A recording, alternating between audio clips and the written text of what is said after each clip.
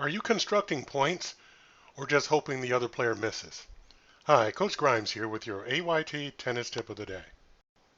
In practice, I developed scenario-based training designed to force you to think about where you're going to place the ball and how to move your opponent around to gain an advantage in the point. That way, we don't fall into the habit of just getting the ball back into play and hoping our opponents miss. To my surprise, when we get into match play, we fall into this very habit. Let's look at a typical point from the last tournament. Annie is the server in the far court, and Faith is receiving in the near court. The score is 5-6, and Annie is serving to stay in the match.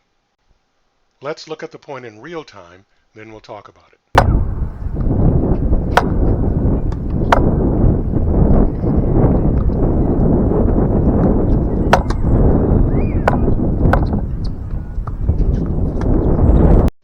Let's look at this point again and break it down. This is not an aggressive serve, and Faith could attack it, but instead plays an easy shot down the middle. Annie could put Faith on the run by hitting to the corner, but instead also plays an easy shot down the middle. Faith plays another defensive shot that lands short, and Annie steps in to attack.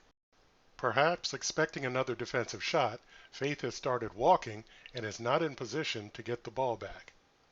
This style of play is not unique to these two players. As I said, this was typical at this tournament. This style of play can be very effective at the lower levels. The problem is that once you fall into this habit, you have no plan B. And when you play a player who can step in and attack these balls, you have no answers for it. Now let's look at a great example of point construction from this same student. Faith was a freshman at this time and had yet to play a high school tennis match. She's facing a bigger, stronger, and more experienced opponent.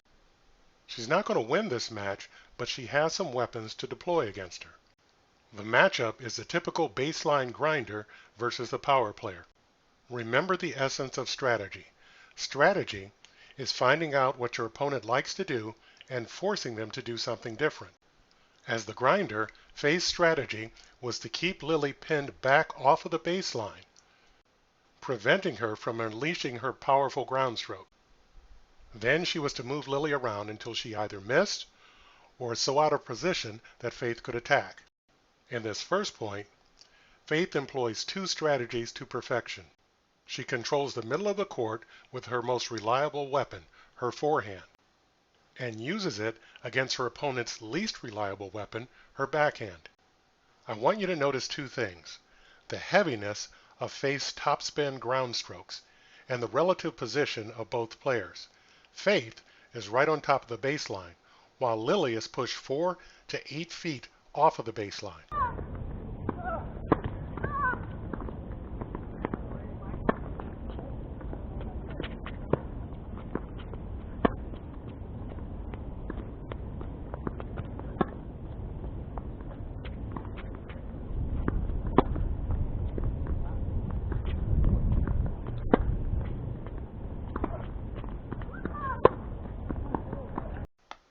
This next point is my favorite one of all, and you will recognize it because it is a pattern that we practice all the time.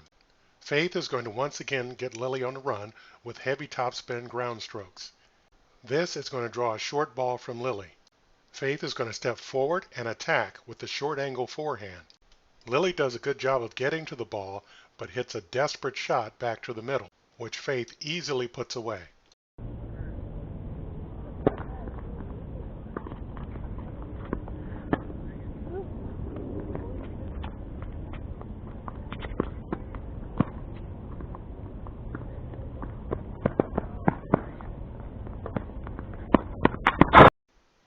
Sadly, with the state of tennis in Yuma, you can play very defensively and win a lot of matches, especially locally. But if you want to get to the next level and have a chance of beating better players, learn to construct points. I promise you, it is infinitely more fun to play tennis this way than just hoping that your opponent misses the shot. That's your AYT tennis tip of the day. I'm Coach Grimes. We'll see you next time.